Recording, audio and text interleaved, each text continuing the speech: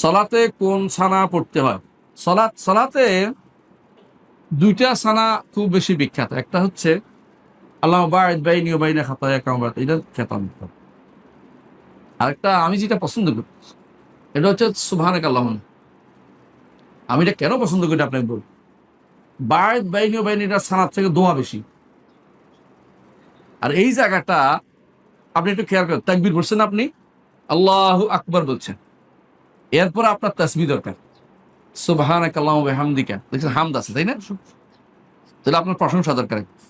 এরপরে আপনি সূরা ফাতিহা পড়ছেন। মানে আপনি এটা কত দরকার আপনি বুঝতেন? মানে এইটা বেশি দরকার আমি মনে করি।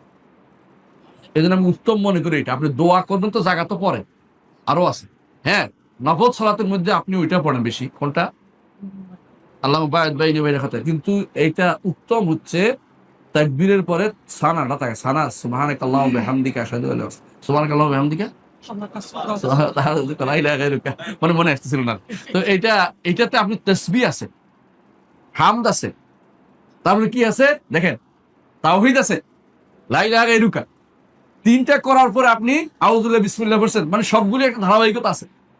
এইটা আমাদের কোন ভাই আমি দেখছি কোন এলাকায়। আমি একদিন নামাজ পড়াইছি এখানে পূর্বাচলের কাছে না ওই হচ্ছে এ এ ডেমরা ওইদিকে।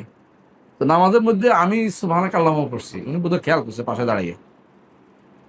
নামাজের পর ধরছে আপনি সুবহানাকা আল্লাহুম্মা পড়ছেন। আপনি আমাদের মাসলাকের পড়েন নাই।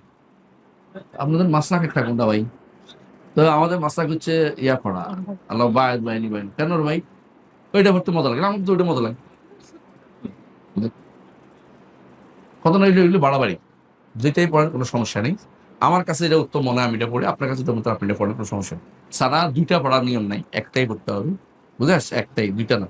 যেকোনো একটা পড়বেন। তবে এটা আমি মনে করি এটা ভালো। এটার মধ্যে তাসবিহ বুঝে যে ব্যক্তি বুঝবে যে এটার মূল্য অনেক বেশি। দোয়ার চেয়ে এটার মূল্য বেশি। কারণ দোয়া একটা হলো দোয়া সানা, দোয়া ২ প্রকার। একটা হলো দোয়া সানা একটা, একটা হলো দোয়া অ্যা তলব। একটা প্রশংসার দোয়া, একটা হলো চাওয়ার দোয়া। চাওয়ার থেকে প্রশংসা করা উত্তম। রাসূলুল্লাহ সাল্লাল্লাহু আলাইহি ওয়াসাল্লাম হাদিসে আসছে, যে ব্যক্তি আমার কাছে আমার প্রশংসা করতে গিয়ে আমার কাছে চাইতে সে চাইতে পারে নাই, আমি তাকে চাওয়ার চেয়ে বেশি দান। সুবহানাল্লাহ। এটা হাদিস।